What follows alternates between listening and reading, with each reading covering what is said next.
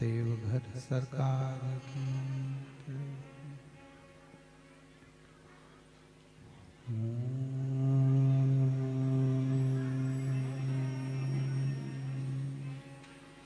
नमः शिवाय।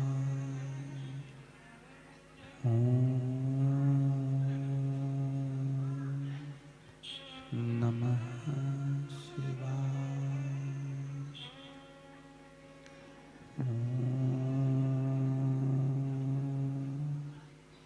नमः शिवाय।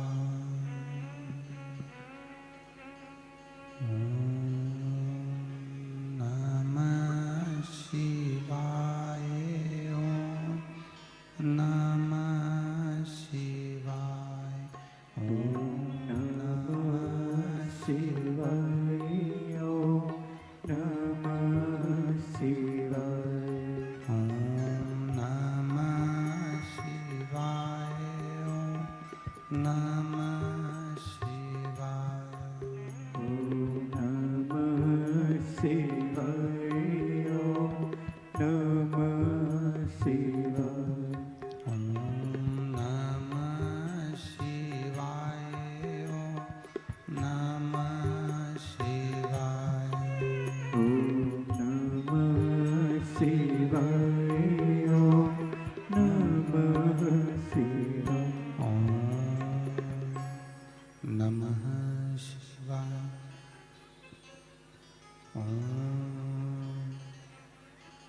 नमः शिवाय। नमः शिवाय।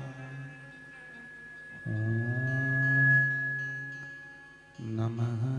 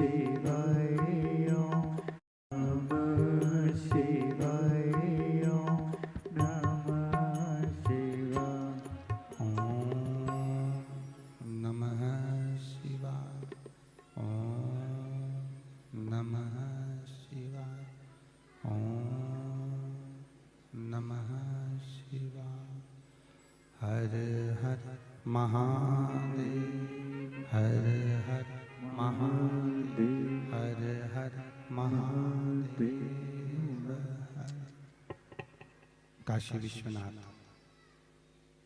भगवान शिव, जिनकी पुनीत पावन शिव महापुराण की कथा श्रवण करने का सौभाग्य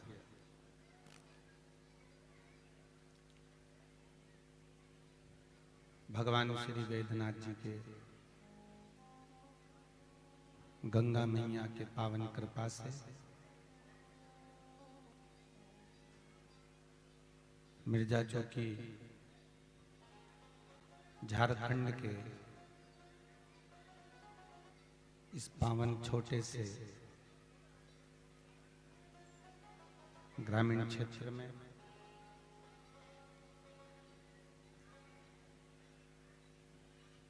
श्री शंभुनाथ जी जायसवाल जायसवाल परिवार द्वारा माता रानी की कृपा से,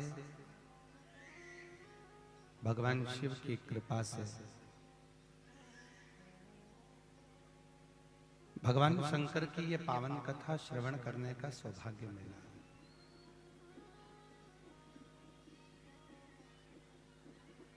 और शिव कृपा करते हैं तब जाकर कहीं भगवान की कथा सुनने को प्राप्त होती है।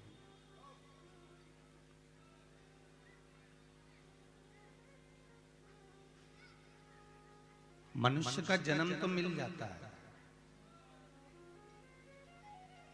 मानव का शरीर मिल भी जाएगा, पर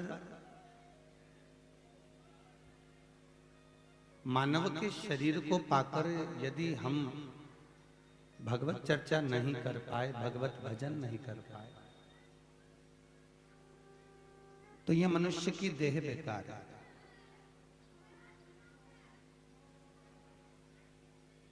ना जाने कितने कितने जन्म, कितने कितनी योनियां हमने काटी होगी, तब जाकर यह मनुष्य का शरीर मिला।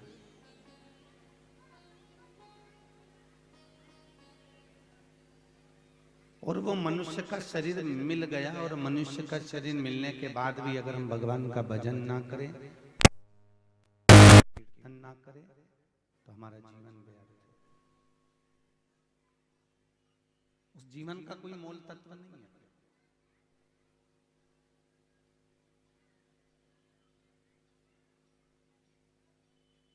कितनी योनियां काटने के बाद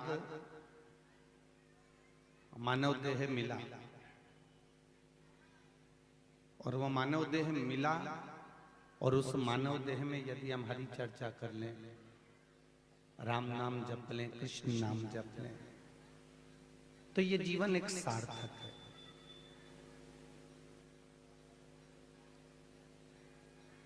साढ़े 3 करोड़ रोम छिद्र ये मनुष्य के शरीर में है।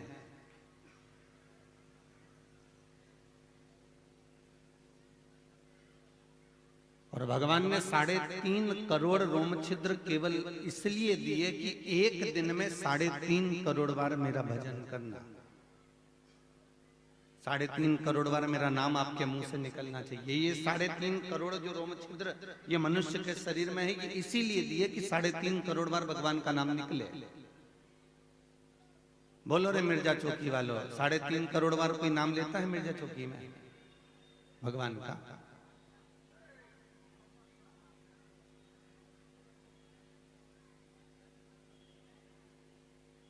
3.5 करोड़ बार भी अगर हम भगवान का नाम नहीं ले पाए, तो शास्त्र कहता है कि मैंने तुमको 24 घंटा दिया,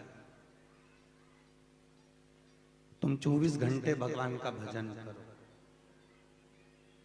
क्योंकि माँ के गर्भ से जब बच्चा जन्म लेता है तो उसकी दोनों मुष्टिकाएं बंद होती है, और गर्भ में पड़ा पड़ा वो विनती करता है, भगवान हे मेरे राम, हे मेरे कृष्ण, हे मेरे शंकर, मुझे माँ के गर्भ की कैद से बाहर निकाल दे, मैं तेरा भजन करूंगा, भजन करूंगा, भजन करूंगा।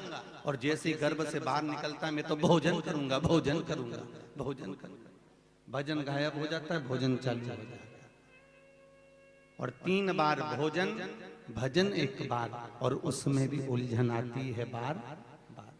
खाने बैठोगे तब कोई नहीं आएगा, थोड़ी देर भगवान का नाम लेने बैठ जा, थोड़ी देर भगवान की सेवा करने बैठ जा, थोड़ी देर भगवान का माला पकड़ के बैठ जा, थोड़ी सी देर, उतनी देर में दूध वाला, सब्जी वाला, ठेले वाला, भाजी वाला सब उसी समय पर आए।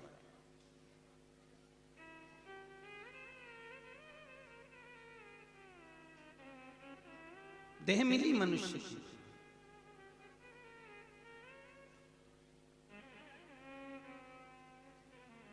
और वो भजन के लिए मिली।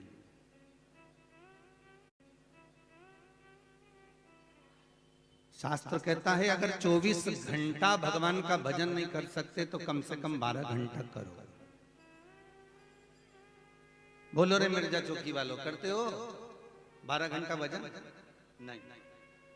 फिर शास्त्र कहता है अगर 12 घंटा तुम भगवान का भजन नहीं कर सकते तो कम से कम 6 घंटा करो। और 6 घंटा तो भगवान का नाम लेना चाहिए कि कलयुग केवल नाम आधारा और सुमर सुमर नर उतरहि पारा। कम से कम 6 बार 6 घंटे भगवान का भजन करो। फिर शास्त्र कहता है अगर 6 घंटे भी तुम भगवान का नाम नहीं ले सकते तो कम से कम 3 घंटा तो भजन। इसलिए शिव पुराण 3 घंटे की रख दी कि 2 बजे से 5 बजे तक तुम यहाँ बैठ के भगवत चर्चा करो, भगवत नाम लो। और फिर शास्त्र कह रहा है मान लो आप 3 घंटे भी भजन नहीं कर सकते तो कम से कम 1.5 घंटा तो करो। सुन लो मिर्जा चौकी की जीजी, अच्छे से सुन लो आप लोग। 1.5 घंटा भजन करो और 1.5 घंटा भी नहीं कर सकते तो आधा घंटा करो और आधा घंटा भी नहीं कर सकते तो 15 मिनट करो, पर भजन करो। 15 मिनट नहीं कर सकते तो कम से कम 5 मिनट करो, 5 मिनट नहीं कर सकते तो 1 मिनट करो और 1 मिनट नहीं कर सकते तो चुल्लू भर पानी में डूब मरो। इतनी बड़ी मनुष्य की देह मिली और 24 घंटा में से तुम 1 मिनट भी अगर भगवान के लिए नहीं निकाल सकते तो तुम्हारा जीवन बेकार, पूरा जीवन बेकार। उस जीवन का कोई मोल तत्व नहीं, उस जीवन का कोई लक्ष्य तत्व नहीं। भगवत चर्चा और कब करोगे? कई लोग कहते हैं अभी छोटा है, उम्र नहीं है, अभी कोई भजन की उम्र है, अभी तो महाराज बहुत उम्र पड़ी है, भजन करेंगे, अभी कोई उम्र है भजन की? अभी तो बहुत छोटा है। छोटा हो गया तो बड़ा होगा, बड़ा होने पर कहेंगे महाराज जी अभी तो विवाह शादी हुआ है, अभी कोई उम्र है भजन करने की? फिर थोड़ी अवस्था आएगी तो महाराज अब घर गृहस्थी का बोझा पड़ गया, अभी कोई भजन की उम्र है, अभी तो कमाने की उम्र है, कमाने की। और फिर थोड़ी उम्र बढ़ी तो कहा अभी तो महाराज अब ये शरीर साथ नहीं दे रहा, ना घुटने साथ दे रहा है, ना कमर साथ दे रहे, अब भजन क्या करें आप बताओ।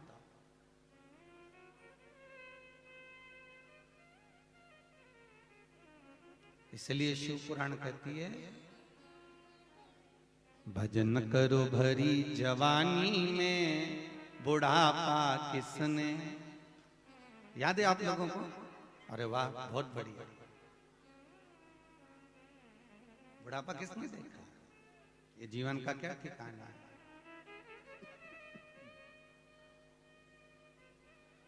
भजन करो भरी जवानी में बुढ़ापा किसने देखा है। भजन करो भरी जवानी में बुढ़ापा किसने देखा है।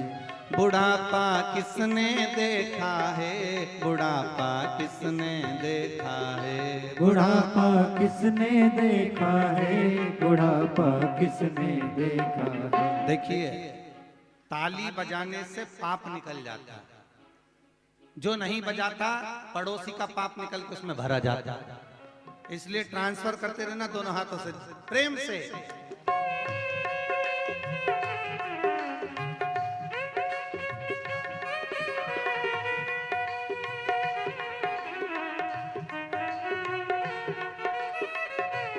जय हो।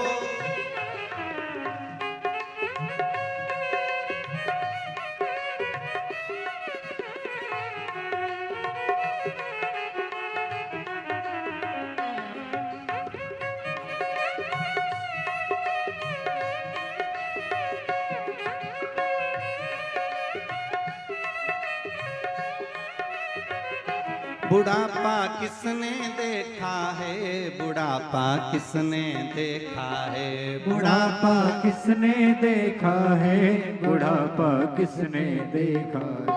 भजन कर भरी जवानी में बुढ़ापा किसने देखा है। भजन कर भरी जवानी में बुढ़ापा किसने देखा है। बुढ़ापे में आंखें फूटेंगी, बुढ़ापे में आंखें फूटेंगी।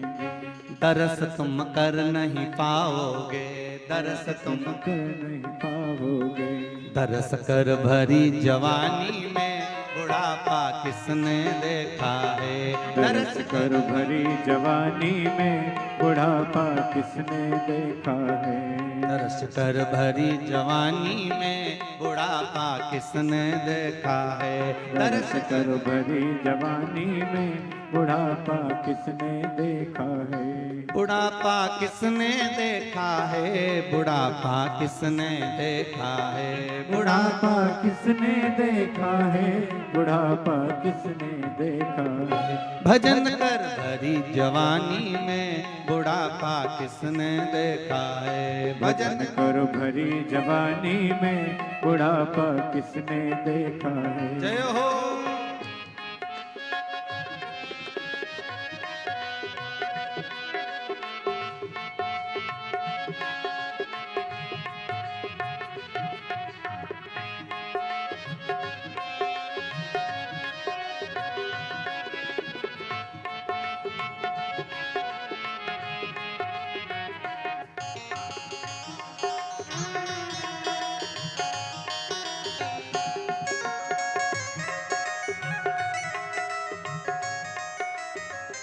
बुढ़ापे में घुटने दुखेंगे।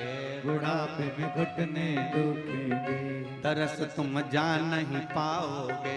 तरस तुम नहीं पाओगे। तीरथ कर भरी जवानी में बुढ़ापा किसने देखा है। तीरथ कर भरी जवानी में बुढ़ापा किसने देखा है। अभी तो तुम्हारा मन करता है कि मैं बाबा धाम चले जाऊं, मैं वेदनाथ जी के दर्शन करिया, मैं बाबा घर चले जाऊं, मैं देव घर चले जाऊं, और मालूम पड़े सोचा कल जाऊंगी परसों जाऊंगी, बचपन गया जवानी गया अधेड़ी गया, और बुढ़ापे में सोचे बेटा बच्चों से कहो बच्चों मुझको जरा देवघर ले चल। तो आज के बच्चे ऐसे हैं कुत्ते को घुमाना पसंद करते हैं पर बुड्ढा बुड्ढी को नहीं, डोकरा डोकरी को कोई नहीं भेजा, इसलिए अभी भी मौका है। तीरथ कर भरी जवानी में बुढ़ापा किसने देखा है। तीरथ कर भरी जवानी में बुढ़ापा किसने देखा है। बुढ़ापा किसने देखा है। बुढ़ापा किसने देखा है। बुढ़ापा किसने देखा है। बुढ़ापा किसने देखा। भजन कर भरी जवानी में बुढ़ापा किसने देखा है। भजन कर भरी जवानी में बुढ़ापा किसने देखा। हर हर महा। आवाज नहीं आई, जरा दोनों हाथ उठा के दमदारी से बोलो। दीन बंधु दयालु दया कीजिए। जो दोनों हाथ उठा के हर हर महादेव नहीं बोले उसको उठा लीजिए। बोलो अच्छे से हर हर। हाँ देव अच्छा बोलना चाहिए। और देखो शंकर जी तो वैसे ऊंचे बैठते हैं, राम जी थोड़े नीचे बैठते हैं अयोध्या में, कृष्ण जी नीचे बैठते हैं वृंदावन में, शंकर जी बैठते हैं जम के बोलो जरा कैलाश पर। तो जो इतना ऊंचा बैठता है तो वो ऊंचा सुनता है, इसलिए तुम धीरे से बोलोगे ना। कोई पानी की टंकी पे चढ़ाओ, तुम्हारे छत पे कोई चढ़ाओ, तुम धीरे से बोलो भेरू ए भेरू, तो कोई उतरना नीचे, जम के बोलना पड़ेगा ए भेरू, तो नीचे उतरे। तो जम के बोलो हार हार। वहां तक आवाज पहुंचना चाहिए, शंकर तक, देवघर तक, यहां से आवाज चलेगी। भगवान शिव की कथा ना जाने कौन सा पुण्य जायसवाल परिवार ने तो करा है, पर ना जाने कौन सा पुण्य इस मिर्जा चौकी के आप लोगों ने करा, जो जिंदगी में मिर्जा चौकी में पहली बार शिव पुराण सुनने को मिल रही है। राम कथा तो मिल गई होगी, भागवत भी मिल गई होगी, देवी भागवत भी मिल गई होगी, पर शिव महापुराण आज तक मिर्जा चौकी में नहीं हुई। ये शंकर की कृपा है, और कहीं वो देवघर वाले ने कृपा करी होगी जो तुम यहाँ पर बैठ के कथा सुन रहे हो। उसने कहा होगा सावन में आता है मेरे यहाँ, इसलिए मिर्जा चौकी में शिव पुराण भेज दो। शास्त्र कहता है जैसे छोटा कोई बच्चा अपनी गुल्लक भरता है और गुल्लक में रुपया इकट्ठा करता है, और रुपया इकट्ठा करता है, जब गुल्लक को तोड़ता है तो कोई गिफ्ट खरीद कर लाता है, कोई अच्छी चीज लेकर आता है। उसी तरह जब हमारे पूर्वजों के पुण्य की गुल्लक भराती है साहब, जायसवाल परिवार के पुण्य की गुल्लक तो भरा ही है कि इनके माता पिता का कोई पुण्य, इनके दादा परदादा का कोई पुण्य रहा होगा। मुझे उम्मीद है कि इनके परिवार में कोई शंकर का भगत जरूर है, इसलिए शंकर ने करुणा करी है। पूर्वजों में कोई ना कोई इनकी पुण्य की गुल्लक भराई, माता पिता के पुण्य की गुल्लक, परदादा दादी के पुण्य की गुल्लक, और अपने पति पत्नी के जब पुण्य की गुल्लक, भाई बंधु सखा जितने भी रिश्तेदार हैं उनके पुण्य की गुल्लक भराती है, तब जाकर अपने परिवार में एक बार शिव महापुराण की कथा हो पाती है। और आप लोग अगर कथा में बैठे हो तो ये आपके पुण्य की गुल्लक है कि ना जाने कौन सा पुण्य आपने अपनी जिंदगी में करा होगा जो आप कथा की पंडाल में जाकर कथा सुन रहे हो।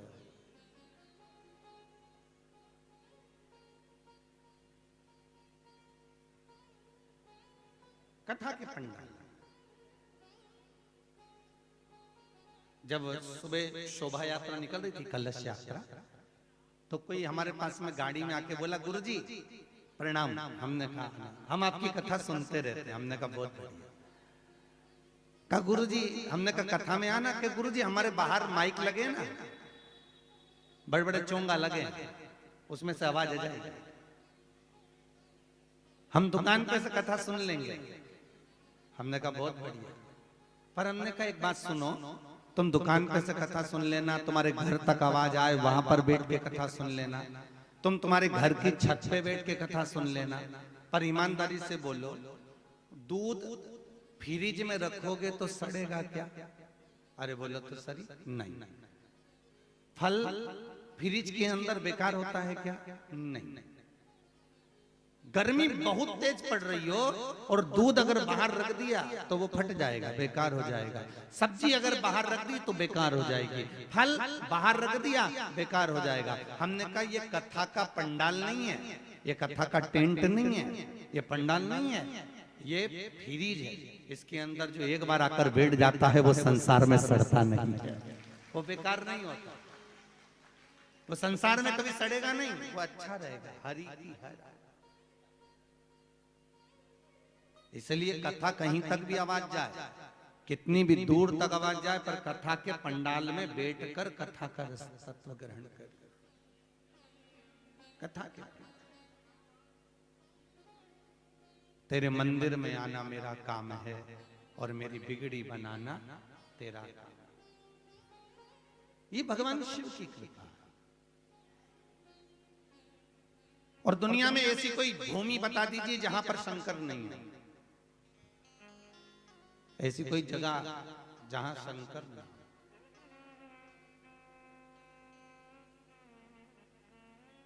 प्रत्येक जगह पर शिव समाया हुआ है, प्रत्येक जगह पर शंकर है। एक बार भगवान विष्णु ने भगवान शंकर को प्रणाम करा। भगवान शंकर को जब प्रणाम करा तो शंकर भगवान ने पूछा, नारायण बहुत दिन हो जाते हैं आप हमसे मिलने नहीं आते, बहुत दिन हो जाते हैं आप हमसे मिलने नहीं आते। भगवान विष्णु बोले, शंकर प्रभु हमारा तो रोज मन करता है कि हम आपसे मिलने को आए, पर करे क्या? हमारा रोज मन करता है आपसे मिलने का, पर जब जब हम पृथ्वी पर आपका दर्शन करने के लिए आते हैं, जब जब हम पृथ्वी पर आपसे मिलने के लिए आते हैं, हर कंकर में हमें शंकर नजर आता है। और जब हर कंकर में हमको शंकर दिखता है तो हम पृथ्वी पर पांव कैसे रखें?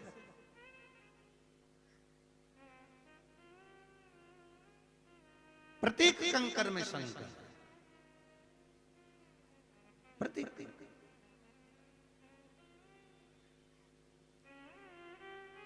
और यहां तक शास्त्र कह रहा है कि शरीर में जितनी श्वास चल रही है, प्रत्येक मनुष्य के शरीर में 21,600 श्वास निकलती है रोज। 24 घंटे में कितनी श्वास? जम के बोलिए, 21,600 श्वास मनुष्य के शरीर से प्रतिदिन आती जाती है प्रतिदिन। तो शास्त्र कहता है कि 21,600 जो श्वास मनुष्य के शरीर से निकल रही है, आ रही है, जा रही है, ये श्वास नहीं है, ये शिव है, ये शंकर है। और जब तक शरीर में शिव रहता है तब तक ये शरीर रहता है। और जिस दिन इस शरीर में से ये श्वास, ये शिव निकल गया, उस दिन ये केवल शव रह जाता है। फिर वो शरीर नहीं रहता, केवल शव। उसका कोई मूल तत्व ही नहीं, उसका कोई महत्व ही नहीं, फिर केवल शव। तो भगवान विष्णु कह रहे हैं, भोलेनाथ जी मुझे आपकी बहुत याद आती है, मैं कैलाश पे मिलने के लिए आना चाहता हूं, पर हर कंकर में मुझे शंकर नजर आता है, तो मैं पांव कैसे रखूं पृथ्वी पर?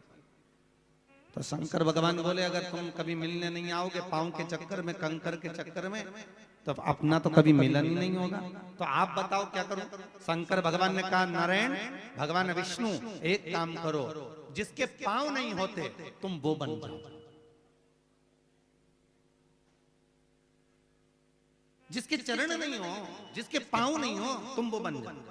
क्योंकि मैं आपसे दूर नहीं रहूंगा, आप मुझसे दूर नहीं रहेंगे, अपन दोनों एक दूसरे से मिले रहेंगे। तो भगवान शंकर ने भगवान विष्णु से कहा, काम करो तुम सांप बन जाओ।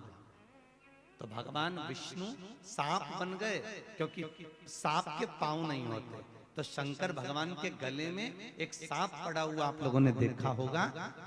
दुनिया के लोग पूछते हैं ये सांप कौन है, तो तुम्हें मालूम होना चाहिए कि शंकर के गले में जो एक सांप पड़ा हुआ है वो भगवान विष्णु है, जो शंकर से लिपटे हुए हैं। भगवान शंकर के गले लगे हुए, शिव से दूर नहीं है। अकाल मृत्यु वो मरे जो काम करे चंडाल का, और काल उसका क्या बिगाड़े जो भक्त हो महाकाल का। अगर महाकाल की आपने उपासना करी है, शंकर को एक लोटा पानी चढ़ाया है, शंकर का अनुमोदन करा है, शिव को यदि तुमने बेलपत्र चढ़ाई है, शंकर के मंदिर का दर्शन किया है, तो वो भगवान शिव आपका कल्याण जरूर करेगा, ये पक्का।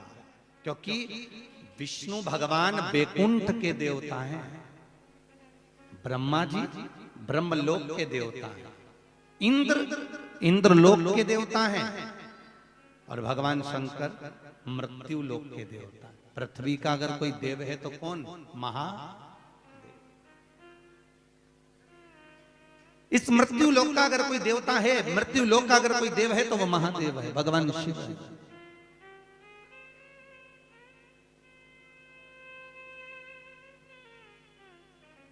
भगवान राम को भी अगर लंका पर चढ़ाई करना थी तो शंकर का भजन करा।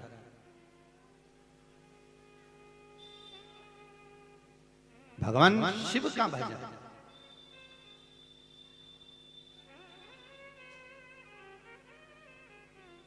महाराज दुनिया के लोग कहते हैं कि रावण को राम जी ने मारा। किसने मारा है? राम जी। पर यदि सही से देखा जाए तो राम जी ने रावण को मारने के लिए बाण छोड़े थे, बाण छोड़े।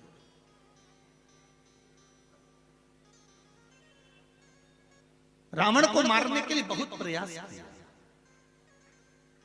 और कई बाण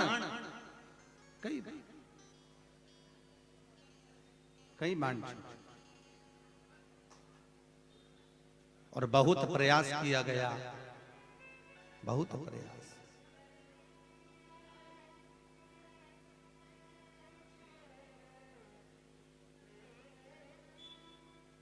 रावण नहीं मारा,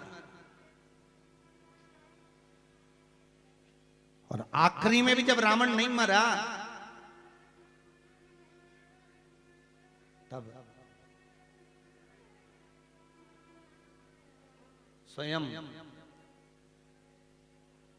भगवान राम ने हनुमान जी को बुलाया हनुमान कौन है? शंकर का अवतार।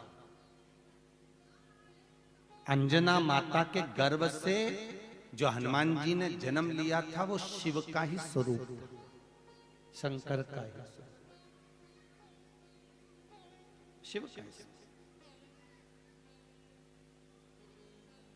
रावण नहीं मरा, तब हनुमान जी को बुलाया, हनुमान तुम इधर आओ। हनुमान जी बोले, बोलो प्रभु, आखिर ये रावण क्यों नहीं मरता?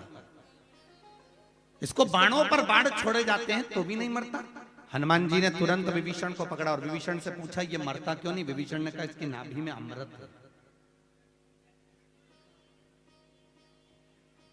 हनुमान जी ने राम जी से कहा, इसकी नाभि में अमृत है प्रभु, मार दीजिए। भगवान ने फिर बाण छोड़ा और रावण की नाभि में बाण दिया, फिर भी रावण नहीं मरा। हनुमान जी ने विभीषण से पूछा, क्यों रे विभीषण, नाभि का अमृत सुखा दिया, नाभि का अमृत समाप्त कर दिया, उसके बाद भी ये रावण क्यों नहीं मरता? तो विभीषण कहता, भैया मुझे तो जो मालूम था कि रावण की नाभि में अमृत है, अमृत सूखेगा, रावण मरेगा, पर ये मरता क्यों नहीं? अब ये समझ में नहीं आ रहा। विभीषण बोले, मुझे चक्कर आ रहा है ये सोच के कि मरता क्यों नहीं, ये मर क्यों नहीं रहा, मुझे समझ में नहीं आ रहा। तब भगवान राम ने कहा, सुनो हनुमान, अगर आज ये रावण नहीं मरा तो फिर मरने वाला नहीं है। तो हनुमान जी ने कहा, चिंता मत करो, आप युद्ध लड़ते रहो, मैं अब भी आया। और हनुमान जी महाराज ने एक पंडित का रूप लिया, ज्योतिष सचारे का, और ज्योतिष सचारे का रूप रखकर हनुमान जी महाराज लंका में पहुंच गए। और लंका में पहुंच के हनुमान जी एक जगह पे बैठ गए। बैठने के बाद सबका हाथ देख देख के बताने लगे, सबका भविष्य बताने लगे। अब जो शंकर है, हनुमान स्वयं शिव है, त्रिलोकी का नाथ है, उसको सबका भविष्य तो मालूम होगा। हनुमान जी ने सबका भविष्य बताया। जब सबका भविष्य श्री हनुमान जी महाराज ने बताया, इतने में सूचना पहुंच गई मंदोदरी के पास। अरियो मंदोदरी, लंका में कोई विद्वान ब्राह्मण आया है, बहुत विद्वान है, हाथ देखकर बता देता है कि कितने जिएंगे कितने मरेंगे। अच्छा, तो मंदोदरी पहुंची, हनुमान जी के हाथ में हाथ दिया, महाराज हमारा भविष्य बता दीजिए। हनुमान जी पंडित का रूप रख कर आए तो हनुमान जी ने देखकर बताया, मंदोदरी तेरे पति को अगर कोई बचा रहा है तो तू बचा रही है,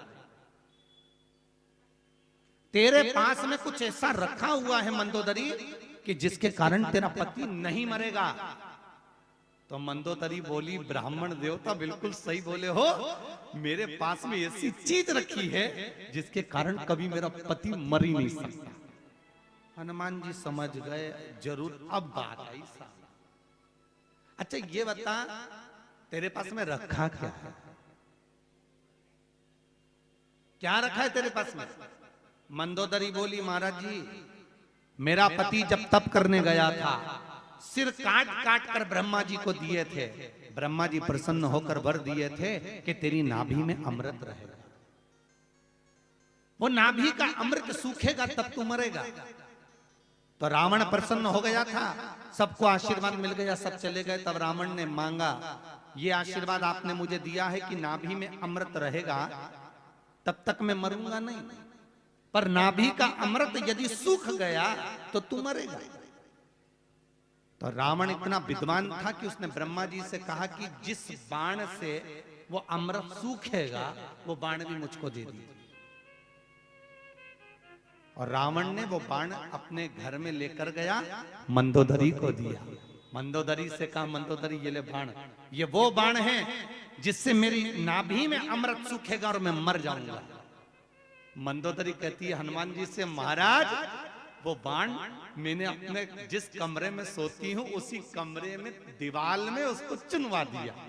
हनुमान जी ने कहा अब आया समझ में, और हनुमान जी ने जाकर गदा का प्रहार करा। प्रहार करते सी दीवार टूट के नीचे गिरी, बाण निकाला, राम जी को दिया, तब राम ने चढ़ाया, छोड़ा, तब जाकर वो रावण मरा।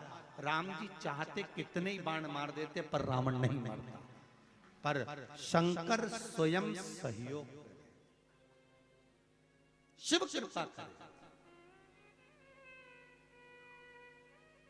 और जा पर कृपा राम की होई ता पर कृपा करे सब। जिस पर भगवान की कृपा होती है तो ही हम सत्संग में, भजन में, कीर्तन में पहुंच पाते। कृपा नहीं होगी तो नहीं पहुंचेंगे। और बहुत ध्यान दीजिएगा महाराज, ऐसी कोई भूमि जहां शिव ना हो, शंकर ना हो, सर्वस्व शिव है।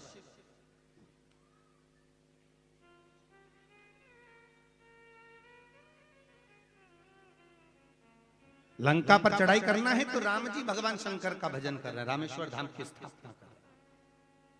भगवान कृष्ण की 16,108 रानियां थी। कितनी रानी है? 16,108। पर भगवान कृष्ण के यहां संतान नहीं है।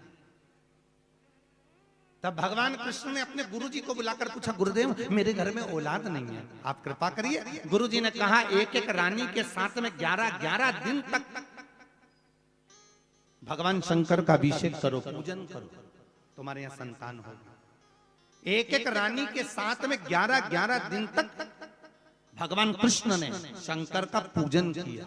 तब शंकर भगवान प्रकट होकर बोले, कन्हैया मांगो तुम्हें क्या चाहिए? कृष्ण कहते हैं मेरे घर में औलाद नहीं है, संतान नहीं है। तो भगवान शंकर ने कहा, कृष्ण तुमने एक एक रानी के साथ में 11-11 दिन तक मेरा पूजन करा है, तुम्हारी एक एक रानी से 11-11 संतान उत्पन्न होगी। तब जाकर भगवान शंकर की कृपा से भगवान कृष्ण के घर में 1,77,180 बच्चे हुए।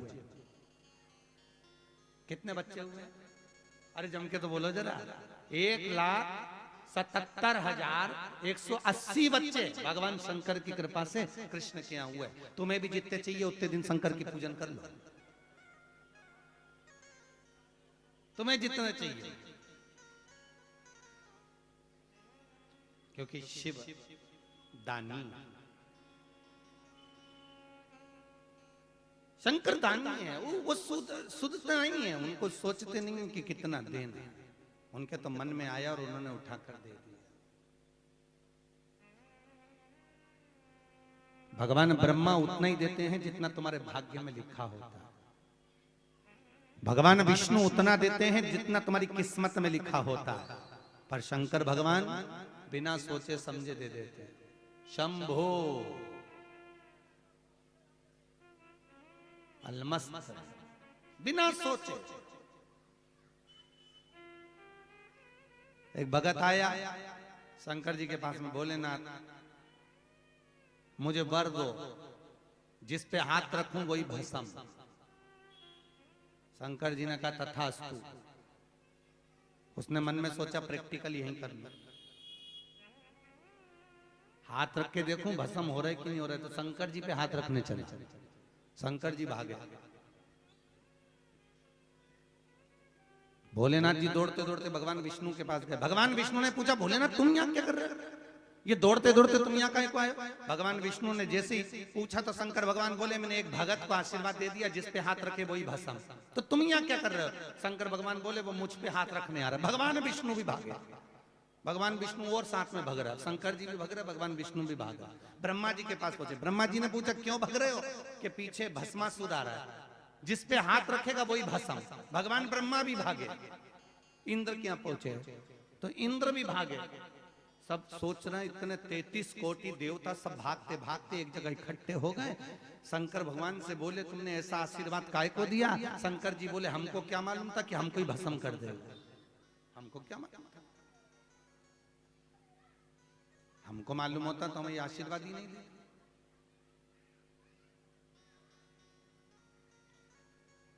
रावण को सोने की लंका दे देता है, भस्मासुर को वर दे देता। तब भगवान विष्णु स्वयं स्त्री का रूप लेकर उस भस्मासुर के सामने जाकर कहते हैं, हे भस्मा तू बड़ा सुंदर है, तू बड़ा सुंदर है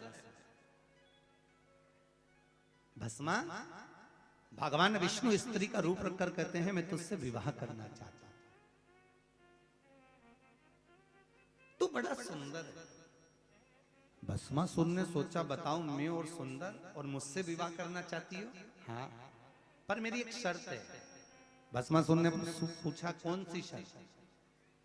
तो तो भगवान विष्णु स्त्री के रूप में कहते हैं मेरी शर्त केवल इतनी सी है कि मेरे को नृत्य का बड़ा शौक है, डांस का। मैं जैसा नाचूं वैसे तुम नाच लोगे? तो भस्मासुर बोला हाँ बिल्कुल। तो भगवान विष्णु ने दोनों हाथ ऐसे करे, भस्मासुर ने भी ऐसे करे। भगवान विष्णु ने एक हाथ ऐसा करा तो भस्मासुर ने भी करा। भगवान विष्णु ने एक हाथ ऐसा करा तो भस्मासुर ने भी करा।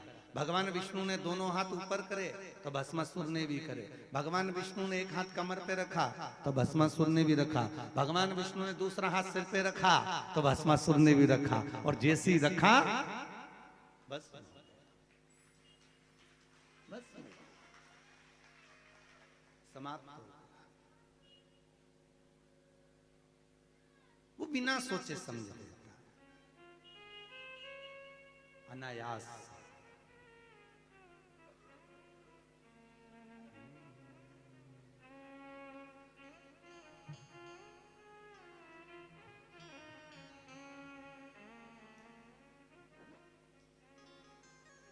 रावण को दे दी तूने सोने की लंका, भस्मासुर को तूने कंकण दिया, उसी ने तेरा पीछा किया भोले बाबा, शंभू बाबा मेरे बाबा।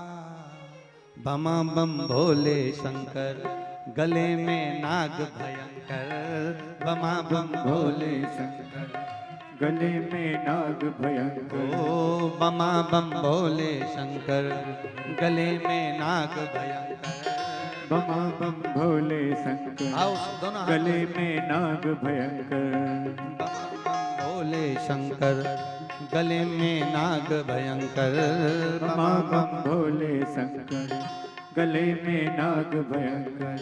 विपदा हमारी हर लो त्रिपुरारी भोले बाबा, विपदा हमारी हर लो त्रिपुरारी भोले बाबा।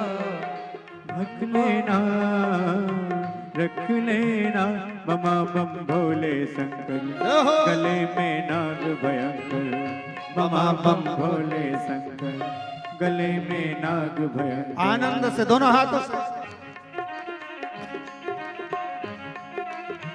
जय हो।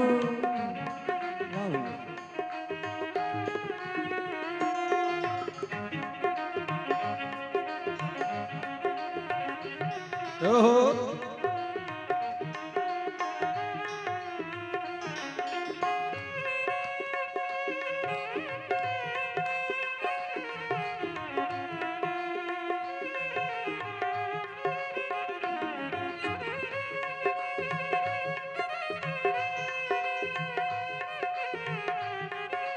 पीछे वाले भी ताली से बजे।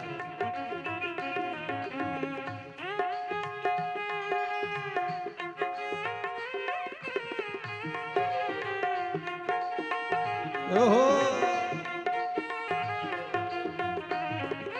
जय हो।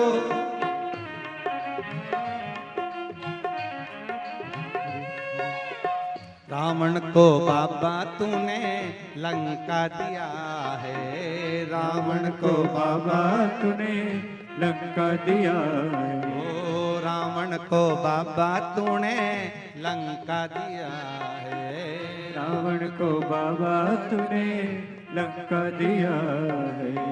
भस्मासुर को तूने कंगन दिया है, भस्मासुर को तूने कंगन दिया है। उसी ने तेरा पीछा किया भोले बाबा, उसी ने तेरा पीछा किया भोले बाबा। ओ रख लेना रख लेना बमा बम भोले शंकर गले में नाग भयंकर, बमा बम भोले शंकर गले में नाग भयंकर। हे बमा बम भोले शंकर गले में नाग भयंकर, बमा बम भोले शंकर गले में नाग भयंकर। बमा बम भोले शंकर गले में नाग भयंकर। बमा बम भोले शंकर गले में नाग भयंकर। हे बमा बम भोले शंकर गले में नाग भयंकर। बमा बम भोले शंकर गले में नाग भयंकर। हे बमा बम भोले शंकर गले में नाग भयंकर। बमा बम भोले शंकर गले में नाग भयंकर। हर हर महादेव।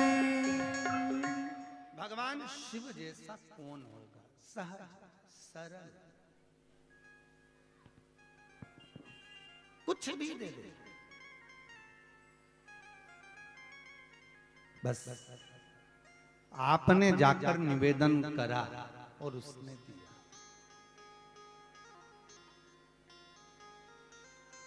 एक चोर चोरी करने के लिए शंकर जी के मंदिर में चला गया। अब शंकर जी के मंदिर में चोरी करने गया, उसको मिलेगा क्या? पहले तो ये विचार, वो भी शंकर के मंदिर में है। आज अपन गए थे ना भोलेनाथ जी के मंदिर में,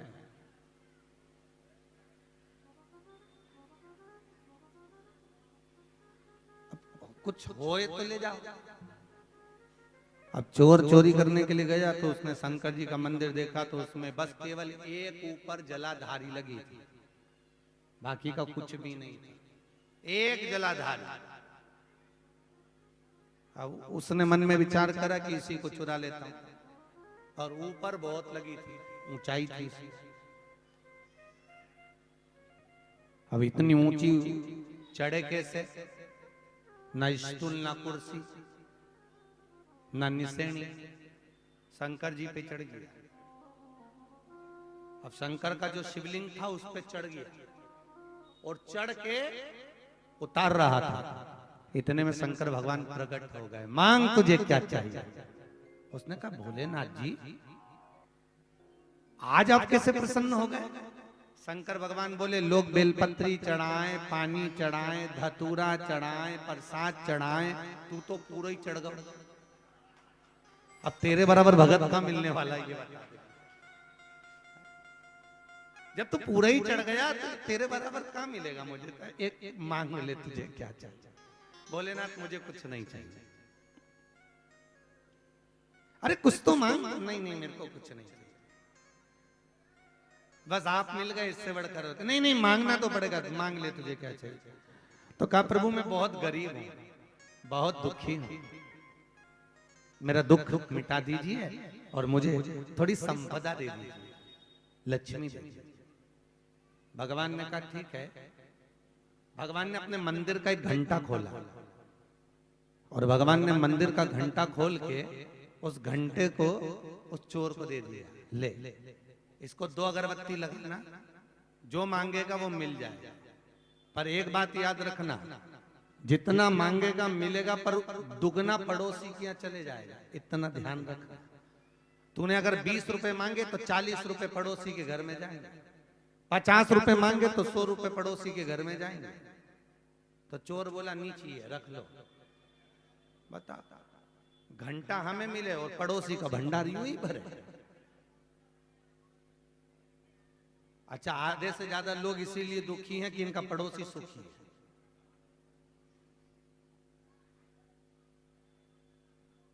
बताओ, हद हो गई। शंकर भगवान बोले हमने तो घंटा तुमको दे दिया, अब तुम ले जाओ, कुछ भी करो, हमें कोई मतलब नहीं। चोर घंटे को सिर पे रख के ले गया। पत्नी से कल ले, पत्नी कही घंटे का क्या करूं? पति बोला इसको 2 अगरबत्ती लगा के, दिया लगा के, जो मांगेगी वो मिलेगा। पत्नी कहने लगी जिंदगी में तुम पहली बार कोई अच्छा सामान लेके आ। पति बोला सुन तो सही, जो मांगेगी वो मिलेगा, पर पड़ोसी की यहाँ तू जो मांगेगी उससे दुगना पहुंच जाएगा। पत्नी बोली आग लग जाए, लाए काय को? उन्होंने कहा तुम्हें लाने का, वापिस पटक के आओ। पति बोला अभी वापिस नहीं होगा, एक बार मिल गया, कुछ कुछ माल ऐसा होता है कि वो वापिस नहीं होता, अब तो रखना पड़ेगा। अब पत्नी बोली बड़ी आफत लेकर आयो तुम भी, बताओ। कुछ लाना था तो अपने लिए लाना था, पड़ोसी के लिए क्यों लाया? पति बोला हम तो मना करे थे भोलेनाथ को, पर वो सुने नहीं हमारे। अब पत्नी ने उसको तिजोरी में बंद कर कर रख दिया। अब वो घंटे को तिजोरी में बंद करके रखा, निकाला ही नहीं। भूख है, मरने की नौबत आ गई, भूख से बिलबिला गए। तब पत्नी ने घंटे को निकाल के 2 अगरबत्ती लगा के हाथ जोड़ के बोली, भोलेनाथ हमारे घर में 20 तरह का भोजन आ जाए, और झांकने पड़ोसी की यहाँ गई तो 40 तरह का रखा था। अब बेचारी को 20 तरह का भोजन नहीं बहा रहा, क्योंकि पड़ोसी के यहाँ 40 पहुंच गया था। बड़ी दुखी, अब करूं तो करूं क्या? इसने बहुत चतुर तो थी। एक बार पति बेचारा थोड़ा कम सोचता है, पर पत्नियां बहुत ऊंचा सोचती हैं। अब पत्नी बड़ी चतुर, पत्नी ने विचार करा, एक काम करती हूँ, ऐसा मांगती हूँ कि पड़ोसी का भी अपने आप आनंद हो जाएगा, रुक जाएगा। तो इतने में पत्नी ने 2 अगरबत्ती लगा के घंटा महाराज से कहा, हमारे घर में एक कुआं खुद जाए, एक बावड़ी एक कुआं हमारे घर में हो जाए। पड़ोसी का छोटा सा घर था, उसके यहाँ 2 खुद गए फ्री में। अब पत्नी बोली, घंटा महाराज हम दोनों पति पत्नी की एक एक आंख।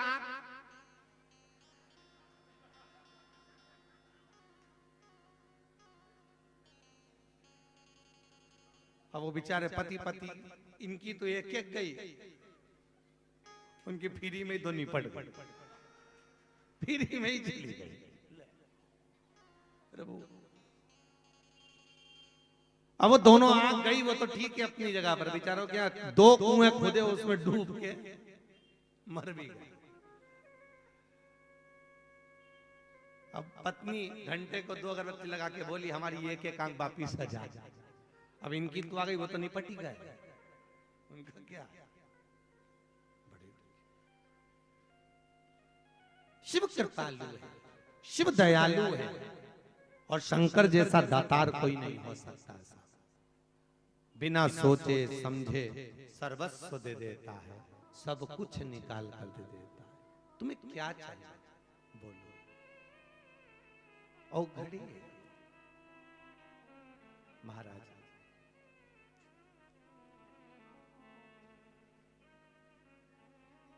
उसने अपने पास रखा क्या? जिस बद्री विशाल का लोग दर्शन करने के लिए जाते हैं, और लोग कहते हैं बद्रीनाथ जी में भगवान विष्णु विराजमान है, भगवान विष्णु बद्रीनाथ में है।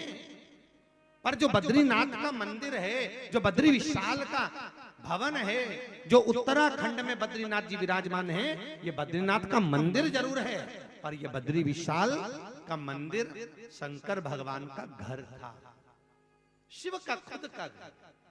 भगवान कैलाश पर तप करते थे और बद्रीनाथ में रहते थे। एक बार भगवान विष्णु से लक्ष्मी जी ने कहा, तुम तो हमको कहीं घुमाने नहीं ले जाते, आप हमको कहीं घुमाने लेकर चलो। भगवान विष्णु ने कहा, चलो मैं शंकर जी से मिलने जा रहा हूं, तुमको भी ले चलता हूं। और लक्ष्मी जी को भगवान विष्णु लेकर चल दिए। जब लक्ष्मी जी को लेकर बद्रीनाथ में पहुंचे, बद्री विशाल में, और बद्रीनाथ में जैसे ही पहुंचे, शंकर भगवान से मिले। लक्ष्मी जी ने पूरा उत्तराखंड देखा, पूरा बद्रीनाथ को देखा, पूरे बद्रीश को देखा। इतना सुंदर भगवान शंकर का घर था, इतना सुंदर घर था, लक्ष्मी जी के हृदय में आ गया, इतना सुंदर घर तो मेरा होना चाहिए। अब लक्ष्मी जी भगवान विष्णु के साथ में चली गई, और लक्ष्मी भगवान विष्णु के साथ में जैसे ही गई, लक्ष्मी जी ने भोजन करना छोड़ दिया। भगवान विष्णु ने पूछा, लक्ष्मी तू भोजन नहीं कर रही है? लक्ष्मी जी बोल रही, नहीं करूं। अरे तो तू भोजन कर क्यों नहीं रही है? लक्ष्मी जी बोली, नहीं करना।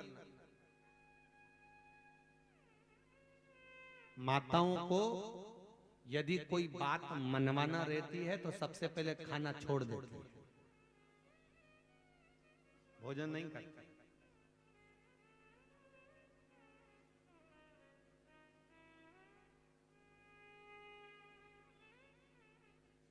अरे तो लक्ष्मी तू भोजन क्यों नहीं कर रही? भगवान बोले, लक्ष्मी जी बोली मुझे भोजन नहीं करना। तो हुआ क्या, जब से तू बद्रीनाथ से आई है तब से भोजन नहीं कर रही है? कैलाश घूमने गई थी मेरे साथ में।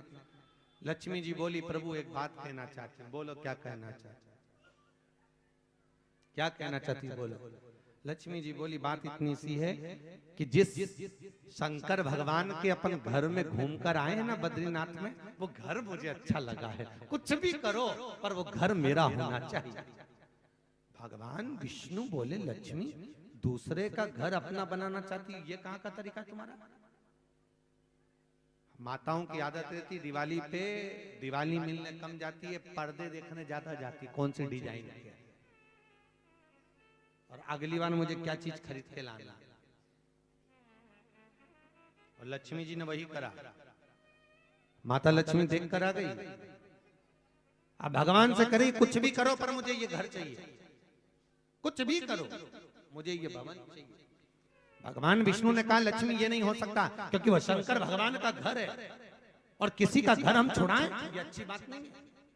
लक्ष्मी जी बोली, लेना तो पड़ेगा इस घर को, तो हमको चाहिए। लक्ष्मी जी ने भोजन करना बंद कर दिया, पानी पीना बंद कर दिया। तब भगवान विष्णु ने कहा, लक्ष्मी ठीक है, तेरे लिए मैं भगवान शंकर का भी घर तुझे दूंगा, तो चिंता मत। और आज भगवान विष्णु ने छोटे से बच्चे का रूप रखा और रूप रखकर भगवान विष्णु अलकनंदा नदी के तट पर, बद्रीनाथ में अलकनंदा नदी है, अलकनंदा नदी के तट पर भगवान विष्णु छोटे से बच्चे का रूप रखकर रोने लगे। जैसे छोटे बच्चे का रूप रखकर भगवान विष्णु रोए, पार्वती जी के कानों में शब्द पहुंचा। बड़ा रिटर्न बढ़ाइए, पार्वती के कानों में। और पानी जैसे ही पार्वती के कानों में शब्द पहुंचा, ठीक है, पार्वती के कानों में जैसे शब्द पहुंचा भगवान के रोने का, कि कोई छोटा सा बच्चा रो रहा है, कोई छोटा सा बच्चा रो रहा है। पार्वती जी ने भगवान शंकर से कहा, भोलेनाथ मुझे लगता है कोई माता अपने बच्चे को भूल कर चली गई। अब शंकर भगवान तो जानते ही थे, तो शंकर भगवान ने कहा, पार्वती तू कहीं मत जा, तू मेरे पास बैठी है। पार्वती जी बोली, कैसे बात करते हो भोलेनाथ, तुम्हारा नाम है भोला, शंभो, शंकर, दयालु, लोग तुम्हें सरल कहते हैं, सहज कहते हैं।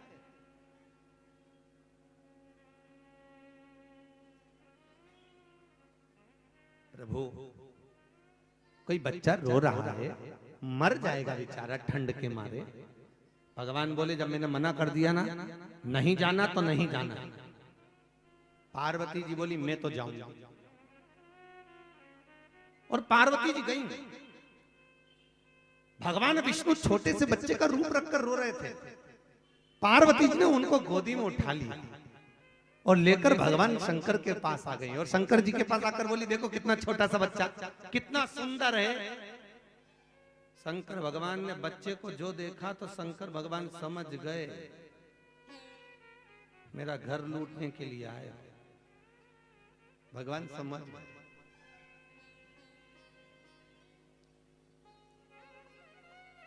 शंकर भगवान बोले, पार्वती इसको वापिस छोड़िए। पार्वती जी बोले, नहीं छोड़ूंगी, उसकी मां नहीं मिल रही है, ना जाने कहां चली गई।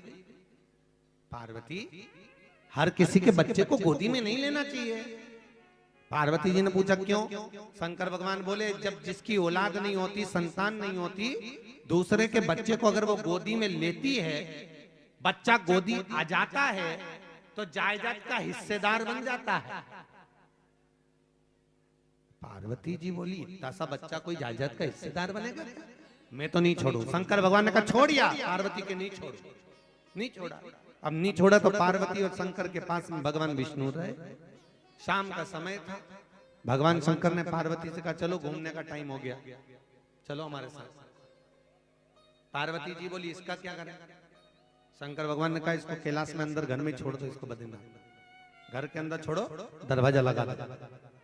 पार्वती जी बोली, इतना सा बच्चा घर में अकेला रह जाएगा? तो के रुद्रगण है ना, ये रुद्रगण देख लेंगे, तुम छोड़ दो इनको यहाँ पर, छोड़ दो। और पार्वती मैया ने बालक को अंदर छोड़ा। शंकर भगवान के साथ नंदी पर बैठकर माता पार्वती घूमने को चली। 33 कोटि देवताओं में, 33 करोड़ देवी देवताओं में, 33 कोटि देवताओं में केवल एक शंकर और पार्वती ऐसे थे जो रोज प्रतिदिन शाम के समय घूमने जाते थे, रोज जाते थे। अच्छा, इनको देख के लक्ष्मी जी बड़ी जलती थी। लक्ष्मी जी भगवान विष्णु से हमेशा कहती थी, देख लो वो दोनों चले जाते, तुम हमको कहीं लेके नहीं जाते।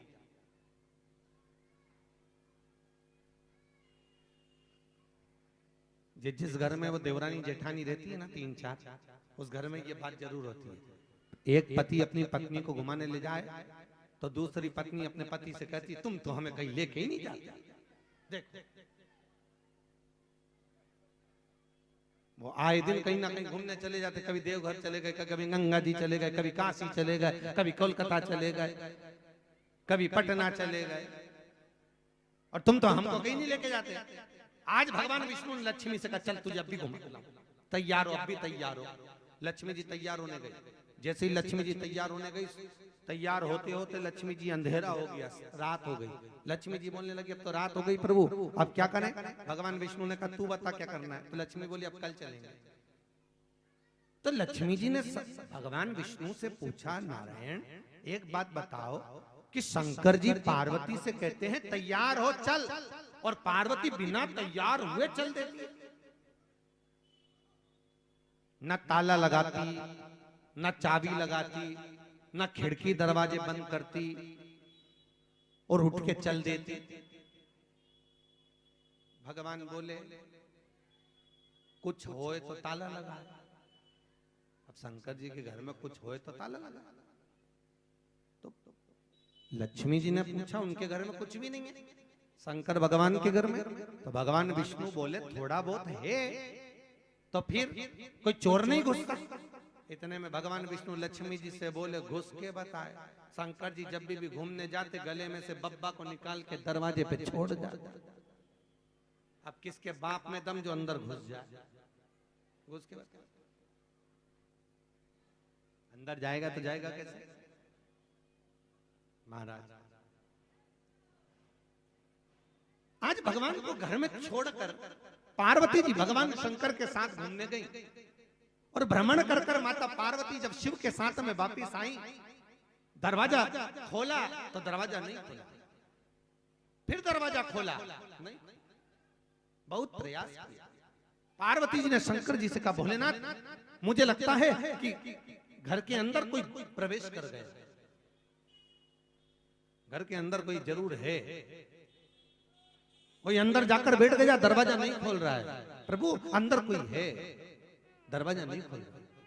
पार्वती जी ने बार बार दरवाजा बजाया पर दरवाजा नहीं खुला। फिर पार्वती जी ने निवेदन करा, दरवाजा खोलो, कौन है अंदर? दरवाजा नहीं खुला। तब आखिरी में माता पार्वती ने हाथ में जल लिया, अगर दरवाजा नहीं खोला तो मैं तुम्हें श्राप दे दूंगी। तब भगवान विष्णु और लक्ष्मी दोनों दरवाजा खोलकर बाहर निकल कर कहते हैं, माँ, हे पार्वती मैया, भोलेनाथ, ये घर तो हमको अच्छा लगा है, ये घर हमको दे दीजिए। भगवान शंकर ने पार्वती से कहा, पार्वती तू बालक को गोदी में लेके आई थी, मैंने जब ही कहा था कि जायजा देना पड़ेगा। पार्वती जी आंख में आंसू भर के बोली, जिंदगी में पहला तो मकान था,